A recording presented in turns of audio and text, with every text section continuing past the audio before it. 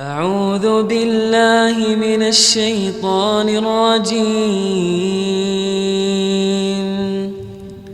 بسم الله الرحمن الرحيم Assalamualaikum warahmatullahi wabarakatuh. Alhamdulillah, innal hamdulillah nahmaduhu wa nasta'inuhu wa nastaghfiruh wa na'udzu billahi min sururi anfusina wa min sayyiati a'malina. May yahdihillahu fala mudilla lahu wa may yudlilhu fala hadiyalah. Asyhadu an la ilaha illallah wahdahu la syarikalah wa asyhadu anna Muhammadan abduhu wa rasuluh. Alhamdulillah, segala puji marilah kita panjatkan kehadirat Allah Subhanahu wa taala yang telah memberikan kepada kita nikmat kesehatan badan kita, nikmat keluangan waktu kita, dan yang paling utama adalah nikmat keimanan dan keislaman dalam hati kita, sehingga pada siang hari ini kita masih diperkenankan untuk berkumpul bersama untuk mengkaji ilmu bersama-sama di majelis Jumat Senin ini. Salawat salam selalu kita aturkan kepada junjungan kita Nabi Muhammad sallallahu alaihi wasallam, kepada seluruh keluarganya, para sahabatnya, para tabi'in, tabi'ut tabi'in, dan semoga kita selalu menjadi pengikut beliau dan mendapatkan syafaat beliau di hari kebangkitan kelak. Amin amin ya rabbal alamin. Jemaah rahimani wa rahimakumullah. Ketika kita memulai suatu acara, ya, ketika di dalam suatu kegiatan apapun, biasanya selalu kita mulai dengan mengucapkan hamdalah dan mengucapkan segala puji bagi Allah atas segala nikmat yang sudah Allah berikan. Kenapa kok kita selalu memulai dengan hamdalah, dengan memuji Allah, dengan mensyukuri Allah? Karena jemaah sekalian, yang namanya nikmat Allah itu, yang Allah berikan kepada kita itu jumlahnya itu luar biasa, tidak terhingga, tidak bisa kita hitung berapa banyaknya. Seperti firman Allah Ta'ala, wa in ta'uddu ni'matallahi la tuhsuha. Jika kamu ingin menghitung berapa nikmat yang sudah Allah berikan kepada kita, maka kalian tidak akan bisa melakukannya. Saking apa? Saking banyaknya. Bahkan ketika kita itu sekarang di sini, ketika kita itu tidak kenapa-napa, tidak ada apa-apa, itu malah kenikmatan yang paling luar biasa. Jadi ketika kita tidak ada apa-apa, ketika kita baik-baik saja, biasa-biasa saja, itu adalah suatu kenikmatan yang luar biasa. Misalkan Pak nih, ketika kita ada yang Allah kurangi dari kebiasaan kita. Ya misalkan dari apa? Dari badan kita. Ada Allah menghilangkan anggota badan kita, misalnya dihilangkan jari kita, dihilangkan tangannya, dihilangkan kakinya, dihilangkan matanya. Berapa yang rela kehilangan anggota badan tersebut walau dibayar dengan uang sebanyak apapun? Jari saja Pak, mungkin jari yang sini 4 jari ini nggak terlalu penting, 1 jari berapa puluh juta, oke lah, nggak apa-apa misalnya gitu. Jari jempol misalkan, wah kalau ini rela berapa juta. Tangan kita rela berapa Pak dibeli Pak tangan Pak? Berani dibayar berapa untuk kehilangan tangan kita? Jadi ketika kita sudah lengkap badan kita, itu menunjukkan betapa besarnya nikmat yang sudah Allah berikan kepada kita. Ini kalau diuangkan saja itu sudah tidak terhingga. Bahkan mungkin kalau Bill Gates itu orang terkaya di dunia, itu kekayaannya itu 321 miliar dolar. Ya Pak. 321 miliar dolar Pak. Jadi sudah miliar tambah dolar. Jadi kalau dirupiahkan itu kira-kira 3.000 triliun. Berapa? 3.000 triliun. Itu udah hampir sama kayak APBN-nya Indonesia. Satu orang itu sudah punya kekayaan banyak sebesar APBN-nya Indonesia. Nah, kalau misalkan dia itu mau membayar kita, mau membeli organ kita, membeli mata kita, membeli jantung kita, paru-paru kita, ada yang bersedia, Pak? Tidak ada yang mau. Jadi tubuh kita itu bahkan lebih mahal daripada tadi harta orang yang paling kaya di dunia. Dan ini baru badan kita ya Pak ya, baru badan kita. Belum nanti dari waktu kita, dari kesempatan yang Allah berikan, kenikmatan yang Allah berikan, rasa senang, rasa bahagia yang ada. Inilah kenapa kata Allah, orang itu tidak bisa masuk surga karena amalnya. Karena amal kita itu mau buat bayar kenikmatan yang sudah Allah berikan saja itu sudah masih tidak cukup. Jadi amal kita, sholat kita, puasa kita itu mau buat bahasa nyauri, melunasi nikmat yang sudah Allah berikan itu jauh kurang dari cukup, sangat kurang sekali. Apalagi untuk mendapatkan pahala surga di akhirat kelak. Inilah kenapa kata Allah, kalau kalian kok mau masuk surga dengan amal itu tidak akan mungkin, karena tadi amalnya itu sedikit sekali dibandingkan dengan nikmat Allah yang diberikan di dunia. Bahkan dibandingkan dengan kenikmatan yang Allah janjikan di surga itu tidak ada bandingannya. Maka kalau kita itu masuk surga itu bukan karena amal, tapi karena apa? Rahmat Allah. Karena Allah itu sayang sama kita, Allah mencintai kita, makanya bagi hamba-hambanya yang bertakwa dimasukkan ke dalam surga. Ya, tapi kalau bagaimana mencari rahmat Allah? Ya dengan amal tadi. Maksudnya di sini bukan berarti amal itu tidak manfaat, ya. Jadi amal itu manfaat, tapi jangan beranggapan bahwa kita masuk surga karena amal kita. Jangan merasa sombong, merasa jumawa dengan ibadah kita. Karena ibadah kita tadi dibandingkan dengan nikmat Allah yang di dunia saja, ya, yang masih sementara, yang masih sedikit di dunia ini, itu saja sudah tidak sebanding, apalagi dengan nikmat Allah yang ada di akhirat kelak.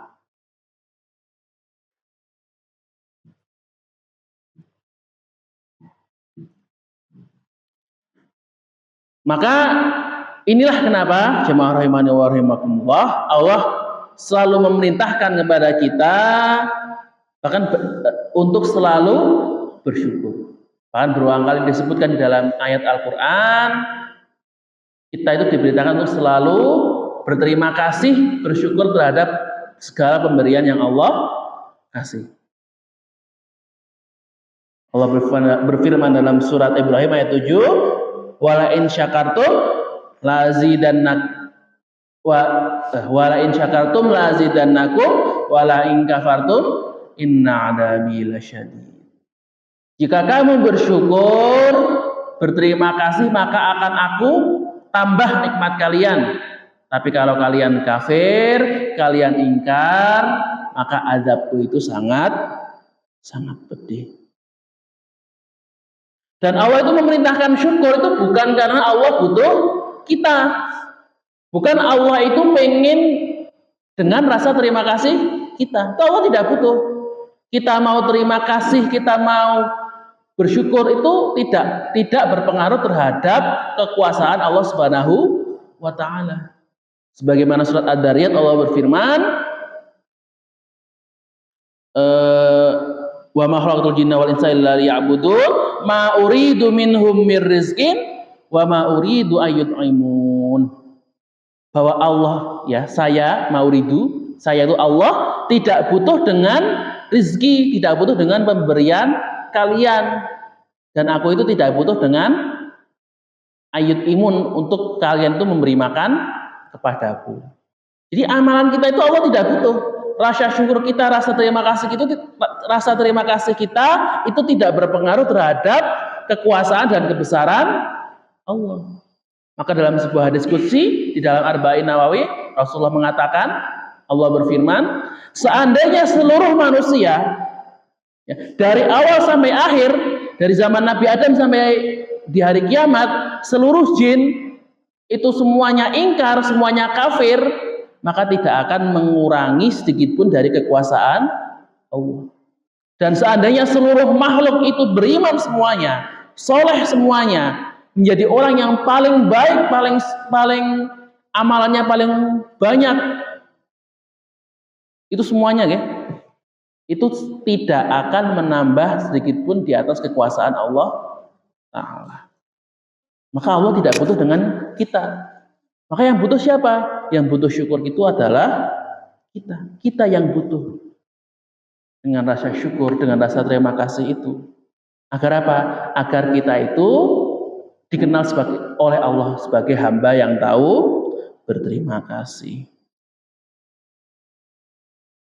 Karena ya kalau kita sama manusia saja, ketika orang memberi sama kita, kan diajarkan untuk mengucapkan terima kasih. Ketika ada orang yang berbuat baik kepada kita, kalau ada orang yang tidak mau beri terima kasih, dianggap sebagai orang yang tidak tahu terima kasih ya, orang yang kurang ajar, tidak punya akhlak. Nah, kalau tidak berterima kasih kepada manusia saja, itu sudah sudah punya kedudukan yang jelek seperti itu, apalagi kok tidak berterima kasih kepada Allah yang jauh lebih besar, baik dari segi pemberinya, karena Allah yang namanya Allah mesti lebih besar daripada makhluk, dan jauh lebih besar pemberiannya. Tadi pemberian Allah, nikmat Allah itu tidak terhingga. Wa jama'a rahimani wa rahimakumullah. Salah satu doa terbaik yang diajarkan oleh Rasulullah SAW adalah doa agar kita itu selalu diberi kemampuan untuk bersyukur. Yang diriwayatkan di dalam hadis Abu Dawud dan Ahmad dan insya Allah ini sahih hadisnya. Doanya adalah Allahumma a'inni ala dzikrika wa syukrika wa husni ibadatik. Sudah pernah dengar Pak? Monggo kita baca bersama-sama ya, sambil dihafal bersama-sama nggih. Nanti sambil kita pahami makna dari doa ini. Monggo saya tuntun bersama. Allahumma a'inni ala dzikrika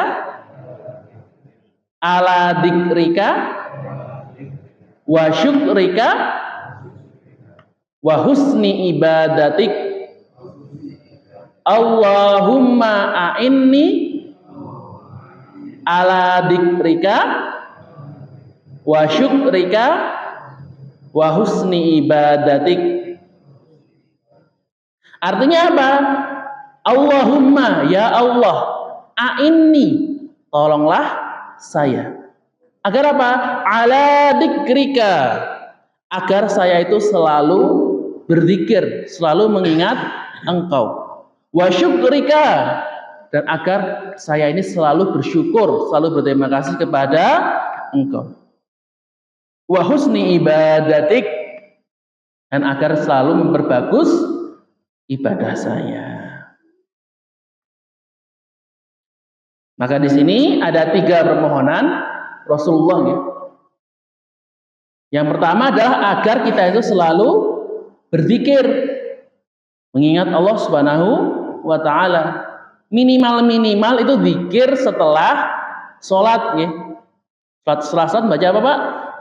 Astagfirullah ya 3 kali. Kemudian Allahumma antas salam. Subhanallah berapa kali? 33 kali. Alhamdulillah 33 kali. Allahu Akbar 33 kali. Ditutup dengan la ilaha illallah wahdahu la syarikalah. Itu minimal sekali ya Pak. Zikir kita itu setiap hari.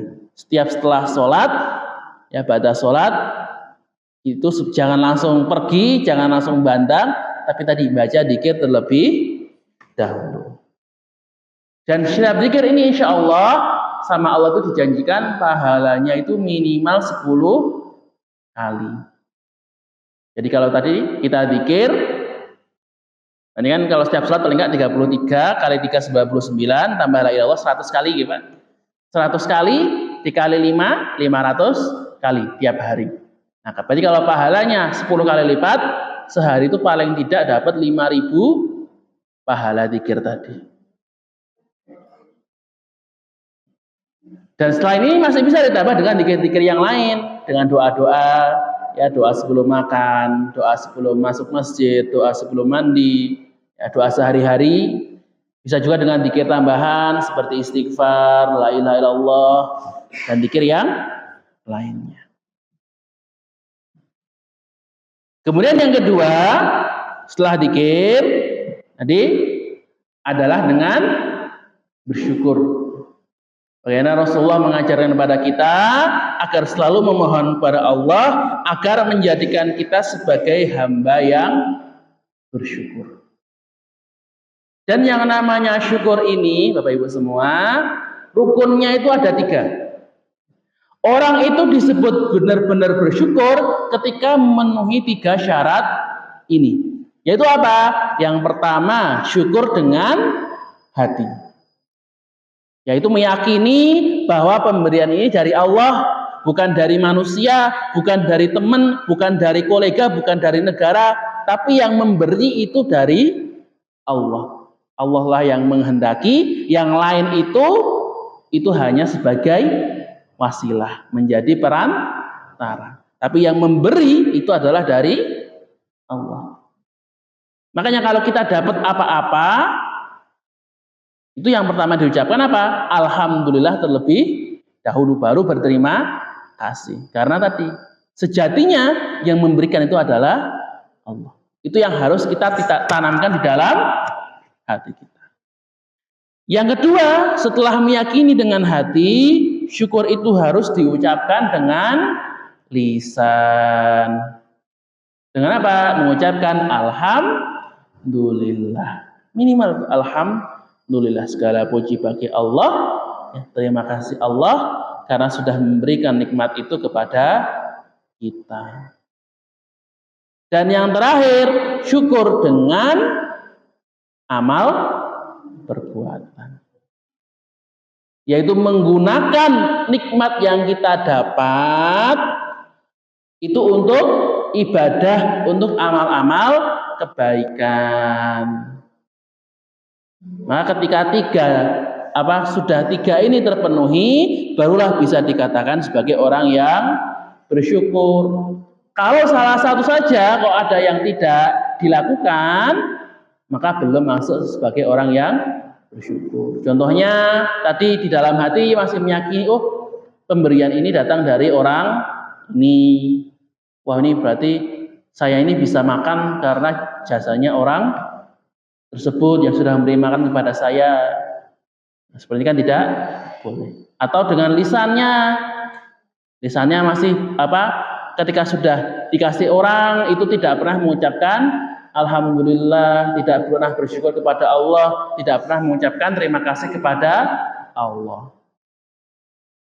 Atau kurang yang ketiga, dia sudah yakin, dia sudah alhamdulillah, tapi hartanya itu bukannya malah buat kebaikan, malah digunakan untuk kemaksiatan. Misalkan ini sudah dapat gaji, hasil panennya hasil panen bagus, sudah dijual, dapat uang banyak, sudah alhamdulillah bersyukur kepada Allah, hasil panennya malah buat beli nomor.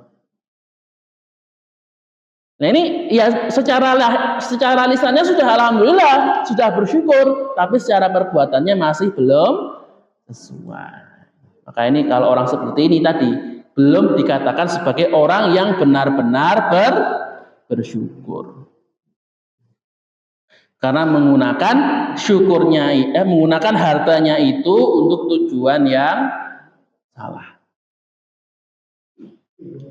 Maka bentuk syukur itu ya salah satunya tadi adalah dengan memperbanyak ibadah. Terutama sholat kita. Jadi kalau mau dikatakan sebagai orang yang benar-benar bersyukur, paling utama adalah memperbaiki sholat kita. Jangan sampai bolong-bolong, jangan sampai telat waktunya. Contohlah Rasulullah SAW, yang beliau itu orangnya maksum, ya. Orangnya sudah dijamin tidak berdosa, sudah diampuni dosanya yang lalu maupun yang akan datang, sudah dijamin selamat di akhirat kelak. Tapi beliau termasuk orang yang paling khusyuk sholatnya, paling lama sholatnya. Bahkan Rasulullah itu pernah sholat malam, itu saking lamanya bersujud sampai kakinya itu bengkak. Saking lamanya sujud sampai Aisyah itu menangis. Ditanya sama Aisyah, melihat kakinya itu bengkak, ya Rasulullah, kau itu kan orang yang sudah maksum, orang yang diampuni, manusia paling terbaik di sisi Allah. Kok masing-masingnya ibadahnya itu sampai seperti itu? Maka apa jawab Rasulullah? Apakah tidak pantas aku ini menjadi hamba yang bersyukur? Jadi Rasulullah itu sholatnya apa tadi? Sebagai bentuk syukurnya terhadap Allah Ta'ala. Nek Rasulullah itu sholat sampai bengkak, nek kita ya sama Pak ya, kakinya bengkak. Tapi biasanya kenapa nek bengkak Pak? Samurat gitu ya. Biasanya asam urat yang parah-parahnya bengkak-bengkak gitu. Bengkak kecepet. Ya ini bukan berarti kalau kita itu kalau sholat harus sampai bengkak, itu tidak seperti itu juga. Tapi contohlah bagaimana kerajinannya Rasulullah. Dan ini juga harusnya nampak juga di perintah yang ketiga. Setelah bersyukur tadi, kita diminta apa? Memperbagus ibadah kita. Sebagai bentuk dari rasa syukur kita. Jadi ibadah itu jangan hanya sekedar menunaikan kewajiban, yang penting ibadah selesai. Tapi ibadah itu bagaimana setiap hari itu harus semakin baik, harus semakin bagus, baik dari segi kualitas maupun segi kuantitas.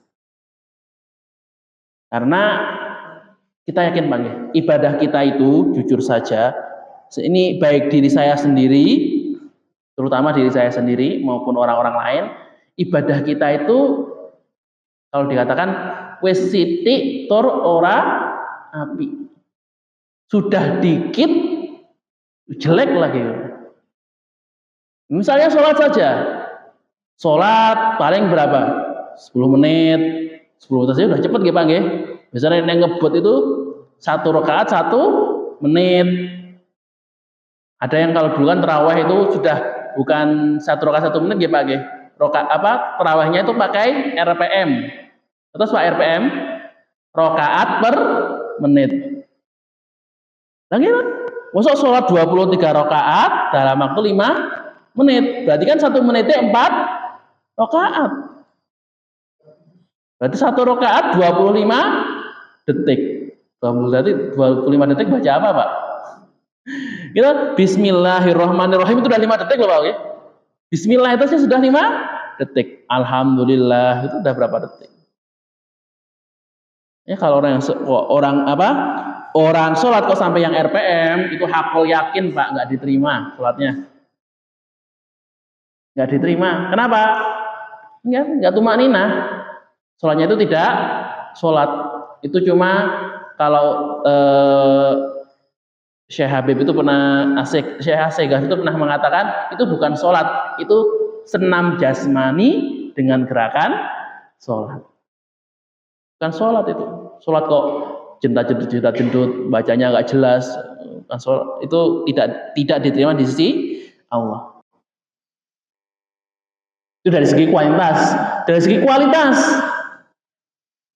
habis pas sholat, rakaat pertama Allahu Akbar, sudah kepikiran, wah, baru Al-Fatihah selesai, amin, sudah kepikiran, wah tadi itu jemuran kikok mendung, jemurannya wis diangkati kabeh belum, wah tadi masak kompornya sudah dimatikan belum, ada yang kepikiran kerjaan, wah kayak kerjaan tadi itu masih banyak yang belum selesai, kira-kira solusinya apa. Enten loh Pak, orang itu ketika punya masalah di kerjaan, ada problem, itu bisa dapat ilmunya ketika bisa dapat solusi ketika sholat malahan. Jadi dipikir ketika sholat, mikir-mikir, alhamdulillah ketika salam dapat solusinya. Tapi ketika ditanya, Mas tadi imamnya baca apa? Ya, baca apa ya? Nggak tahu Pak. Nah, tadi emang nggak dengarkan Pak. Wah, nggak konsentrasi Pak. Saking nggak konsentrasinya, mikirin yang lain sampai tidak ingat lagi. Bisa jangan makmum nggak, maksudnya nggak mengikuti bacaan imam yang lain. Ya, nek sah sholat tetap sah Pak. Selama gerakannya masih mengikuti gerakan imam, itu tidak tetap sah. Karena kan rukun sholat itu, khusyuk itu bukan termasuk rukun ya termasuk keutamaan sholat ya, memang harus ada dalam sholat, tapi tidak sampai membatalkan sholat. Ya pahalanya biasanya kortingan di pahalanya. Jadi yang kena itu di pahalanya, yang dapat potongan di pahalanya. Kalau sahnya tetap sholat. Jadi mohon maaf, misalkan ada orang sholat sambil ngantuk-ngantuk, tapi masih mengikuti gerakan imam, itu insya Allah sholatnya masih sah. Atau sambil tadi sholatnya sambil mikirin yang lain, yaitu kewajibannya tetap gugur ya. Jadi kewajiban sholatnya tetap gugur, sholatnya tetap sah. Nah cuma yang tadi yang jadi masalah di pahalanya. Tentu kalau yang nggak khusyuk ada kortingan, ada potongan di pahalanya. Tentu pahalanya jauh lebih kecil dibandingkan dengan orang yang sholatnya itu khusyuk. Kalau sahnya tetap sah, insya Allah tetap sah. Tapi tadi dari kualitasnya jadi jelek. Inilah kenapa tadi seyogianya setiap hari itu kita perbaiki, baik dari segi kualitas maupun segi kuantitas. Kuantitasnya bagaimana? Ya kalau sholat jamaah, biasanya kok sholat jamaah itu cuma bacanya kulhu, bacanya ina atau ina, dan sekali-kali baca sholat agak panjang, Iqra misalkan, atau lam yakun, ya, atau alam nasroh, itu kan lumayan. Kemudian yang rukuk sujudnya yang biasanya cuma 1 menit, agak panjangin dikit ya, bacaannya agak lama-lama. Yang biasanya baca subhanakallah wa rabbana wa bihamdika allahumma ighfirli. Entah bisa nggak Pak ya? Ya akan dilambatin. Subhanakallahumma rabbana wa bihamdika allahumma ighfirli. Itu contoh cara menambah durasi dari sholat kita, atau menambah jumlahnya. Kalau menambah jumlah itu sholat sunnah ya Pak ya. Nah, sholat wajib nggak boleh ya. Sholat wajib menambah jumlah kan tidak boleh. Menambah jumlah sholat sunnah kita, saya rawatibnya yang kadang-kadang cuma subuh tok, ditambah yang duhur, yang asar. Kemudian dari segi kualitas bagaimana? Segi kualitas ya tadi misalnya konsentrasinya itu berusaha untuk ditingkatkan. Cara paling gampang itu Pak meningkatkan kualitas tadi. Ingat nggak bacaan imam tadi itu apa? Itu insya Allah kalau kita berusaha mengingat itu bacaan imam setiap rakaat, jadi ketika sholat kita sudah masih tahu, itu bisa sedikit membantu menjaga kekhusyuan kita ketika sholat. Karena jadi kita mendengarkan ketika sholat imam itu baca apa, kita jadi konsentrasi. Wah ini imam baca apa, ayat sholat apa, ayat berapa. Kalau itu kita ingat sampai akhir sholat, itu insya Allah membantu kekhusyukan kita. Maka jamaah rahimani wa rahimakumullah. Nah, ketika itu Rasulullah sudah menyuruh kita untuk bersyukur, Maka sebaliknya ya, kita itu jangan sampai menjadi orang yang lalai dari syukur, yang ingkar terhadap nikmat Allah. Apa sih cirinya orang yang ingkar terhadap nikmat Allah? Ini Allah sampaikan di dalam surat Al-Adiyat ayat 6 sampai 8.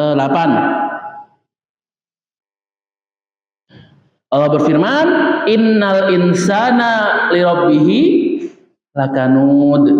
Sungguh manusia itu sangatlah ingkar kepada Tuhannya. Wa inna ala dzalika lasyahid, dan sungguh dia itu akan benar-benar menjadi saksi terhadap keingkarannya tersebut. Wa innahu lihubbil khairi lasyadid, dan sungguh kecintaan dia terhadap harta itu benar-benar sangat besar. Lasyadid ya, syadid itu kan benar, sangat agung ya, sangat besar. Inilah 3 sifat yang Allah berikan kepada orang-orang yang kufur nikmat tadi. Yang pertama apa? Wa innal insana lirabbihi lakanud. Manusia itu sama Tuhannya itu dia ingkar, sama pemberian Allah itu dia kufur. Maka kufur nikmat itu seperti apa? Maka orang yang kufur itu adalah orang yang dia itu menghitung. Kalau musibah itu dihitung-hitung. Kalau ada masalah itu dihitung. Tapi kalau nikmat, dia itu lupa sama sekali. Ada orang seperti ada nggak Pak? Ada ya. Jadi wah, hidup saya itu kok susah banget, sengsara banget, seakan-akan tidak ada orang yang di Gampeng ini lebih susah daripada saya. Jadi yang dia ingat, yang dia itu adalah musibahnya apa saja. Kesusahannya itu dihitung semua, diingat semua. Tapi kenikmatan yang Allah berikan itu dia lupakan semua. Seakan-akan Allah itu tidak pernah ngasih nikmat, seakan-akan hidupnya itu susah, terus tidak ada bahagianya sama sekali. Padahal nikmat yang Allah berikan itu kalau dibandingkan dengan musibah kita itu jauh lebih banyak nikmat Allah. Misalnya Pak, kita pernah ngitung nggak berapa kali kita bisa bernafas dalam setahun? Pernah ngitung? Bernafas itu nikmat gak Pak? Nikmat loh. Ini orang yang nggak bisa bernafas saja harus dibawa ke rumah sakit. Itu oksigen itu 1 tabung itu cuma buat 1 minggu, yang 1 tabung gede itu saja harganya sudah berapa juta itu Pak.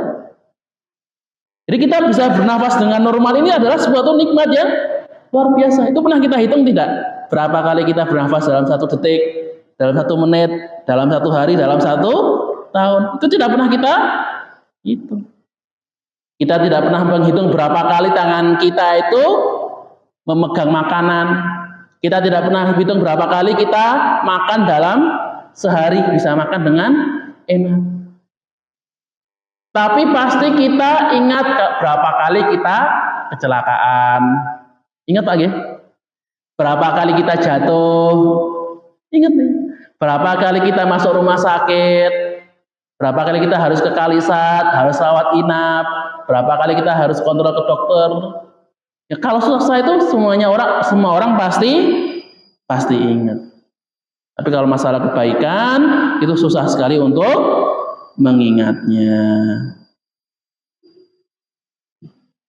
Inilah kenapa tadi kebanyakan manusia kok dikatakan sebagai ingkar, ya, ingkar terhadap nikmat Allah, karena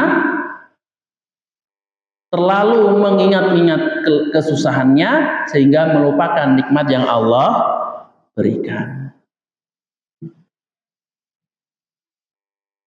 Maka kaidah yang lain juga mengenai masalah hidup ini, para ulama menyampaikan masalah hidup itu ya pasti ada ujungnya. Beda dengan nikmat. Kalau nikmat itu kan selalu ada terus. Rezeki itu selalu ada, tidak terhingga, tidak terhitung banyaknya. Tapi kalau yang namanya masalah itu pasti ada ujungnya, pasti ada habisnya. Walaupun masa habisnya itu lama. Makanya kalau ada masalah itu nggak perlu hitung-hitung, nggak perlu dimarahi, nggak perlu disesali, nggak perlu ditangisi. Kita mau menjalankan atau tidak, masalah itu tetap ada. Kita mau menjalankan atau menghindari, masalah itu tidak akan pergi. Maka kalau masalah itu mau cepat selesai, ya dijalankan saja. Itu masalah kita jalani, kita selesaikan, pasti nanti akan ada akhirnya. Kuncinya apa? Kuncinya dengan bertakwa kepada Allah. Karena ketika kita bertakwa kepada Allah, menyerahkan semuanya kepada Allah, Allah menjanjikan di dalam surat At-Tolaq, ya, wa may yattaqillaha yaj'al lahu makhraja. Barang siapa yang bertakwa kepada Allah, maka Allah janjikan akan diberikan jalan keluar. Sesusah apapun Allah akan jadikan lubang atau kesempatan untuk keluar dari kesusahan tersebut. Seperti kalau kita misalkan terjebak di dalam rumah yang terbakar, ya, pasti Allah akan jadikan titik-titik di mana kita itu bisa menerobos keluar. Nah, kemudian selain itu Allah juga menjanjikan, selain dijanjikan jalan keluar, Allah menjanjikan wa yarzuqhu min haitsu la yahtasib, yaitu rizki dari arah yang tidak disangka-sangka. Kenapa kok rizki ini istimewa ya, khusus untuk orang yang bertakwa? Karena kalau rizki yang biasa yang Allah berikan kepada semua orang, kan Allah itu kan memberikan rizki kepada seluruh makhluk ya, baik itu orang yang muslim maupun yang kafir, tetap ada rezekinya, ya, tetap Allah kasih makan, Allah kasih pakaian, Allah kasih kemampuan untuk bertahan hidup. Nah, tapi kalau untuk orang yang bertakwa, Allah kasih tambahan, yaitu rezeki dari arah yang tidak disangka-sangka. Jadi kalau orang kafir itu ya rezekinya bisa dikira, bisa diperkirakan. Oh, kerja dapat uang, oh minta dikasih orang, itu sudah bisa diperkirakan. Tapi ketika orang bertakwa itu kadang-kadang akan dapat rezeki rezeki nomplok gitu ya. Jadi rezeki dari yang mungkin yang tidak pernah kita duga. Kenapa kok yang tidak terduga ini istimewa? Karena kalau kita dapat rezeki yang tidak terduga itu rasa bahagianya itu jauh lebih besar gimana? Contohnya Pak, misalkan kita dapat uang itu dari hasil kerja kita, maka kita seneng, tapi senengnya sudah biasa kan, sudah ada persiapan. Oh, saya kerja dapat uang, ya saya seneng, tapi kan ya sudah tahu akan dapat uang. Tapi kalau misalkan tiba-tiba lagi jalan di depan rumah ada tamu yang datang, Mas kamu dapat hadiah undian sebesar 1 miliar, langsung bisa diterima, maka rasa bahagianya jauh lebih besar karena tadi ada unsur kejutannya, ada rasa tidak terduganya. Inilah salah satu kelebihan yang Allah berikan kepada orang yang bertakwa. Dan ini juga yang menjadi kunci kalau kita itu ingin menyelesaikan masalah di dalam kehidupan kita. Nah, jamaah rahimani wa rahimakumullah. Maka di sini Allah menerangkan, janganlah kita itu menjadi hamba yang kurang bersyukur. Hamba yang kurang berterima kasih terhadap nikmat yang Allah berikan. Dan ya mohon maaf ya, sebenarnya rasa tidak bersyukur, kurang bersyukur ini memang bawaannya manusia ya. Bawaannya manusia. Seperti yang Allah firmankan dalam surat Al-Ma'arij, Innal insana khuliqa halu'a. Manusia itu diciptakan oleh Allah dengan sifat suka mengeluh, suka komen, suka gersulo gitu. Suka apa ya bahasanya? Suka ya tadi suka mengeluh tadi nggih, suka mengeluh. Mengeluhnya bagaimana? Idza massahu syarru jazua. Kalau dikasih kejelekan langsung mengeluh tadi bersedih. Wa idza massahul khairu manu'a. Tapi kalau dikasih kebaikan itu tidak dipedulikan, tidak diingat-ingat. Maka bentuk kurang syukur yang ada itu ada dua ya. Dua bentuk dari rasa kurang syukur kita kepada Allah. Yang pertama adalah dengan hartanya, yaitu bahasa lainnya yaitu pelit, atau bahasa kerennya itu medit gitu ya. Medit. Yaitu orang yang tidak mau mengeluarkan harta yang menjadi haknya orang lain. Karena kita tahu bahwa di dalam harta kita itu ada sebagian yang menjadi hak milik orang lain yang harus kita keluarkan dalam bentuk zakat atau sedekah. Nah, kalau orang yang pelit, yang medit tadi, maka tidak mau mengeluarkan ini. Hartanya ditahan hanya untuk memenuhi kebutuhan dirinya sendiri. Dan kurang syukur yang kedua adalah dengan tenaganya, atau dalam arti lain yaitu males.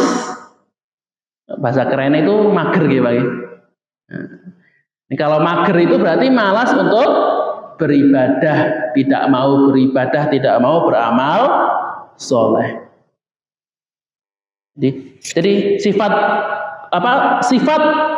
kurang syukur tadi, sifat ingkar terhadap nikmat tadi bisa diwujudkan dalam dua bentuk tadi. Dia pelit, tidak mau mengeluarkan hartanya, atau dia itu males, mager, ya, tidak mau melakukan amal soleh.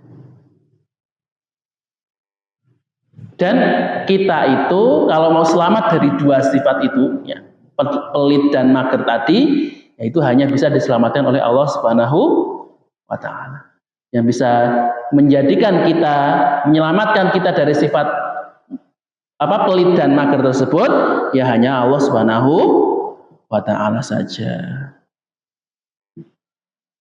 Dan Allah juga akan menjadi saksi, ya, di ayat ke-7 Allah berfirman, wa innahu ala dzalika lasyahid, bahwa nanti di hari kiamat Allah akan menjadi saksi, ya, bahwa orang ini memang dulu di dunia itu orang yang pelit, orang yang medit, orang yang tidak mau bersyukur, tidak mau beribadah, dan akhirnya akan Allah berikan hukuman dan balasan terhadapnya.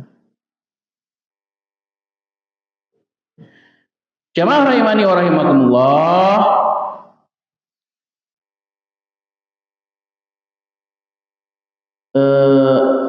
Dan ayat yang terakhir Allah berfirman, wa innahu lihubbil khairi lasyadid.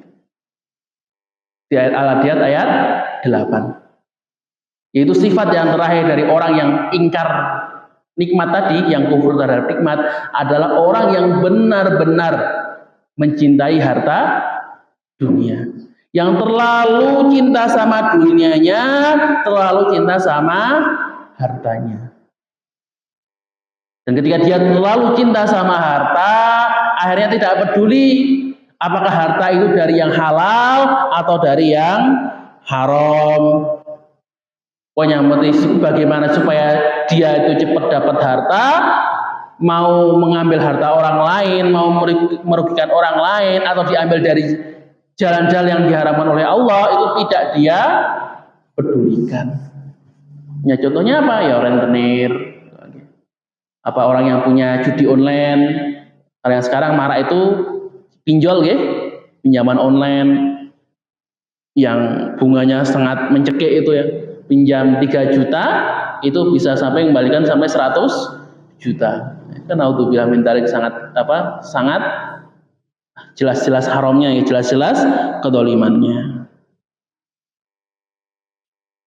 Kemudian ketika dia itu karena cinta sama hartanya, ya, karena saking sayangnya sama hartanya, maka dia tidak mau memberikan kepada orang yang membutuhkan, tidak mau mengeluarkan zakat, infak atau sedekah.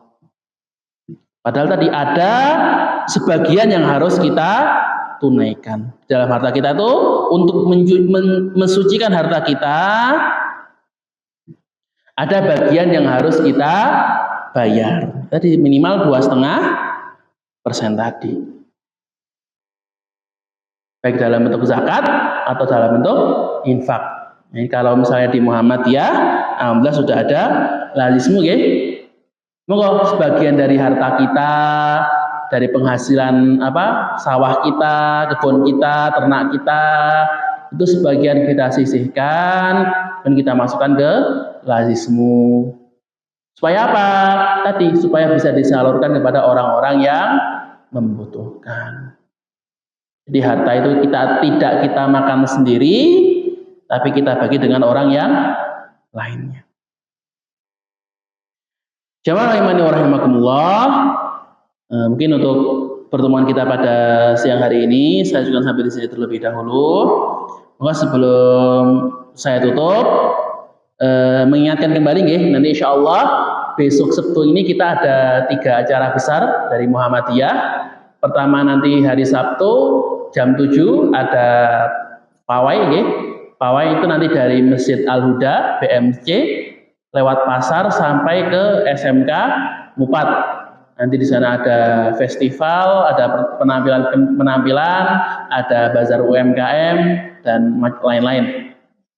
Nah, moga nanti yang dari PRM bisa ikut diwakilkan berapa orang.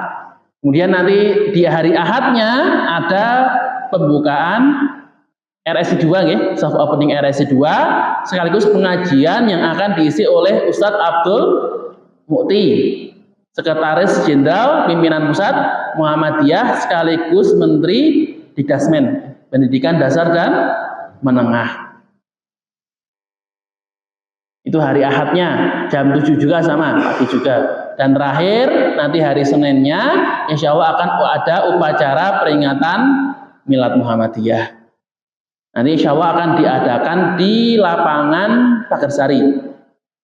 Ini monggo nanti bisa dari PRM bisa diatur bisa dijadwalkan.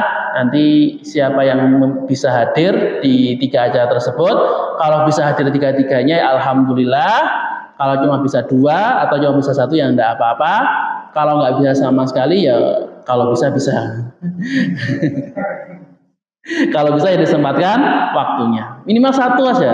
Ya, kalau nggak bisa semuanya paling tidak 1. Bisa di yang mau pawainya atau mau yang di RSI-nya, atau mau yang di upacaranya.